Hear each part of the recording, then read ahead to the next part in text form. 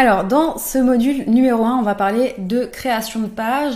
Avant de commencer et avant de te montrer les différents blocs qui sont mis à ta disposition, je voudrais que tu comprennes que Notion, ça fonctionne comme une boîte de Lego. C'est-à-dire que tu as des pièces, des petits blocs mis à ta disposition et que grâce à ces blocs, tu vas pouvoir construire des pages. C'est ce qui fait le gros avantage de Notion, mais c'est ce qui fait aussi que l'application peut faire peur au premier abord, puisque tu pars d'une page blanche et que si tu n'as pas déjà une vision à peu près précise de ce que tu as envie de construire, eh ben ça peut être un petit peu perturbant. Donc, pour t'expliquer un petit peu le fonctionnement et surtout te faire comprendre de toutes les possibilités qui sont à ta disposition pour te lancer dans la construction de pages, ce que je te propose de faire dans cette première vidéo, c'est de te présenter un par un les différents blocs qui sont mis à ta disposition.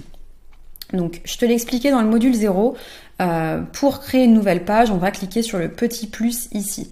Donc, quand tu vas créer une nouvelle page, on va te demander d'office de rentrer un titre à ta page, ce qui est plutôt logique. Ensuite, tu vas avoir plusieurs options. Tu vas avoir la possibilité de créer une page vide avec un icône, une page vide sans icône, de venir piocher dans l'un des modèles de la bibliothèque que je t'ai présenté dans la vidéo précédente, d'importer du contenu externe, ou bien de sélectionner une base de données. Les bases de données, je ne vais pas du tout l'aborder dans ce module puisque je vais l'aborder dans le module numéro 2 dédié aux bases de données. Mais sache que si tu cliques sur l'une de ces bases de données, ça va t'ouvrir une page propre, une page entière dédiée à cette base de données. Donc nous, ce qu'on va s'attarder à faire dans ce module, c'est de te montrer comment est-ce que tu vas pouvoir créer des pages. Les pages, comme je te l'ai dit, elles sont composées de blocs. Et grâce à ces petits blocs, en fait, tu vas pouvoir les modifier, les moduler partout dans ta page pour construire quelque chose qui correspond à l'objectif que tu avais initialement. Donc par exemple, tu vas pouvoir créer un calendrier éditorial, tu vas pouvoir créer une page qui va te permettre de suivre tes objectifs. Tout ça à l'aide des blocs qui sont mis à ta disposition. Donc pour l'exemple, on va cliquer sur celui-ci. Donc il y a une page vide avec un icône. Donc quand tu cliques sur celle-ci, ça te propose automatiquement de te rajouter une icône qui est random. Donc on t'en pioche une au pif et bien sûr tu peux la supprimer et tu peux également en rajouter éventuellement d'autres. Je m'attarde pas dessus, dans la prochaine vidéo je vais te montrer comment décorer tes pages, donc je vais revenir en détail sur tous ces éléments-là, mais voilà, c'est ce que ça va faire quand tu vas cliquer sur une page vide avec icône. Ensuite, comme tu peux le voir, ici quand je passe la souris, j'ai un petit plus et 6 petits points qui s'affichent, et bien ça matérialise justement un fameux bloc. Donc comment est-ce que je vais faire pour voir les blocs qui sont mis à ma disposition ? Eh bien, j'ai deux possibilités, j'ai deux chemins possibles. Soit je vais respecter ce qu'on me demande, c'est-à-dire de taper un slash pour accéder aux commandes. Donc quand je fais ça, j'accède à une barre de commandes qui, je vais passer en détail, m'affiche les différents blocs à ma disposition. Mais j'ai aussi la possibilité de cliquer directement sur le petit plus ici pour avoir le même effet. Donc, comme tu peux le voir, Notion nous propose d'abord les blocs basiques. Et ça tombe bien parce que c'est ceux-là que je vais passer en revue en détail avec toi pour que tu comprennes tous ces petits blocs. Donc le premier, c'est un bloc texte classique. Donc on va pouvoir taper du texte. Ensuite, on va avoir un bloc page. Donc ça, c'est intéressant. Quand tu vas cliquer dessus, ça va t'ouvrir une page qui, comme tu peux le voir, est à l'intérieur d'une autre page. Donc là, j'ai ma page qui s'appelle Notion et je pourrais mettre essentiel ici. Et comme tu peux le voir, j'ai la page essentielle qui est à l'intérieur de la page Notion. Ce qu'il faut également comprendre dans Notion, c'est que tu peux créer des pages dans des pages, dans des pages, dans des pages. Ça fonctionne un petit peu comme une poupée russe. Donc tu vas pouvoir imbriquer des pages dans des pages, dans des pages, dans des pages, dans des pages. D'ailleurs, si ici je vais cliquer sur la petite flèche à côté de la page Notion, je vais immédiatement identifier la hiérarchie. Je sais que la page essentielle est à l'intérieur de la page Notion. Donc ensuite, qu'est-ce que j'ai d'autre comme bloc à ma disposition ? J'ai des listes de tâches. Ça c'est très pratique lorsque tu vas vouloir créer des checkbox, donc des to-do list ou autres. Je vais avoir également à ma disposition des titres, donc ça va être pour hiérarchiser le texte que je vais pouvoir créer dans Notion. Donc si tu rédiges des articles de blog par exemple, ça peut être très intéressant. Donc titre 1, comme son nom l'indique, ça va être un gros titre, et ensuite on va avoir titre 2 qui va être un petit peu plus petit, et enfin titre 3, pour le moment il n'y en a pas encore de numéro 4, qui va être encore un petit peu plus petit. Hop, titre 3. Ensuite, on va également avoir la possibilité de créer des tableaux.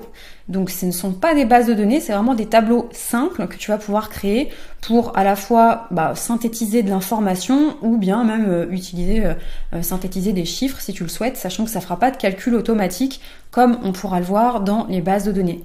Les tableaux, eh bien en fait tu peux rajouter des lignes et tu peux également rajouter des colonnes.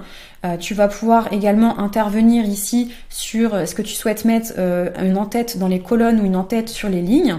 Tu vas pouvoir également choisir un certain nombre de couleurs pour agrémenter et donner un petit peu plus de gaieté à tes colonnes ou à tes lignes. Donc là, je peux mettre par exemple du bleu, hop. Et tu vas, imaginons que tu élargis, donc tu peux élargir tes colonnes. Et bien, si tu ne sais pas exactement comment les ajuster, tu peux cliquer ici pour les centrer toutes en fonction de la taille du bloc. Puisqu'effectivement, je te le montrerai ensuite quand on va créer des colonnes, mais tous tes blocs en fait sont modulables, donc tu peux les étirer, tu peux les rétrécir à l'infini. Ensuite, tu vas avoir deux types de listes, une liste à puces et une liste numérotée. Je vais te montrer les deux parce que je vais te montrer comment les personnaliser. Donc ça fonctionne comme une liste classique. Tu vas taper un texte, tu vas faire entrer pour en créer une nouvelle et tu peux également, en appuyant sur la tabulation, créer une hiérarchie dans tes listes. Donc tu vas pouvoir faire exactement la même chose avec les listes numérotées, créer une hiérarchie. Et en cliquant ici sur les 6 petits points, tu vas pouvoir également modifier le format de cette liste, donc l'affichage en fait de cette liste. Pour ce qui est liste à puces, tu vas avoir des disques, des cercles et des carrés qui sont mis à ta disposition. Et pour les listes numérotées, tu vas avoir des nombres, des lettres et des chiffres romains. Ensuite, dans les blocs basiques, tu vas également avoir un menu dépliant. Donc ça, c'est ce qu'on appelle une toggle list, c'est-à-dire que tu vas avoir un titre qui va apparaître à côté de ton petit triangle et à l'intérieur, tu vas pouvoir mettre du texte et en venant cocher le petit triangle, tu vas pouvoir masquer le texte qui est compris à l'intérieur. Ensuite, tu vas avoir également un bloc qui va te permettre de mettre en exergue des citations. Et là, de nouveau, tu as la possibilité de le personnaliser puisque tu peux mettre des citations de taille normale ou tu peux les mettre en un petit peu plus grand. Tu vas avoir également des séparateurs, donc ça c'est bien aussi pour hiérarchiser un petit peu le texte que tu vas créer dans Notion, et je vais y revenir quand je vais te montrer comment bouger les différents blocs de place. On va avoir également la possibilité de faire des liens vers une autre page. Donc là, c'est ce que je te l'ai expliqué tout à l'heure avec le fameux copier le lien. Tu peux copier des liens vers d'autres pages ou bien tu peux faire un lien rapide d'une autre page hébergée sur ton espace directement sur cette page. C'est-à-dire qu'en cliquant dessus, en fait, tu vas pouvoir accéder à cette page directement de façon rapide. Et enfin, le dernier dans les blocs basiques, ça va être le bloc encadré qui va en fait te permettre de mettre un texte un petit peu en surbrillance. Donc tu vas pouvoir moduler la couleur et tu vas pouvoir lui rajouter une icône, un emoji ici et ajouter tout le texte que tu veux à l'intérieur. Donc ça, ce sont tous les blocs basiques qui sont mis à ta disposition. Et comme je te le disais, en fait, tu vas pouvoir construire ce que tu veux sur cette page. C'est-à-dire qu'à côté, en fait, tu vois, quand je passe la souris, les 6 petits points et le petit plus s'affichent à côté de tous les blocs que j'ai créés. Donc, je peux les attraper en maintenant ma souris appuyée sur les 6 petits points et en faisant déplacer ma souris, j'ai une ligne bleue qui s'affiche. Et cette ligne bleue, en fait, elle m'indique où est-ce que mon bloc va se déposer quand je vais lâcher la souris. C'est-à-dire que titre 1, si je veux le mettre tout en haut, par exemple, hop, je vais le déplacer, je vais lâcher la souris et je viens de créer comme ça un bloc, je viens de déplacer, un bloc. Si je souhaite créer des colonnes, je vais faire la même chose, sauf que cette fois-ci, je vais déplacer mon bloc jusqu'à ce que je vois une colonne verticale qui s'affiche et je peux lâcher ma souris pour créer une colonne. Je peux en mettre à l'infini, je peux en mettre 1, 2, 3, 4, j'ai pas de limite. Et la seule particularité, c'est que là j'ai déplacé des titres, donc comme la taille du bloc n'est pas la même, donc j'ai un petit escalier qui s'est formé, mais par exemple si je mets une citation tout là-haut et que je viens mettre mon bloc encadré à côté, voilà, ça fera pas exactement pareil. Donc c'est en déplaçant tes blocs à l'infini sur tes pages que tu vas être en mesure de construire tes différentes pages. Quand tu crées des colonnes, tu vois que tu as une petite ligne également qui apparaît entre tes deux blocs.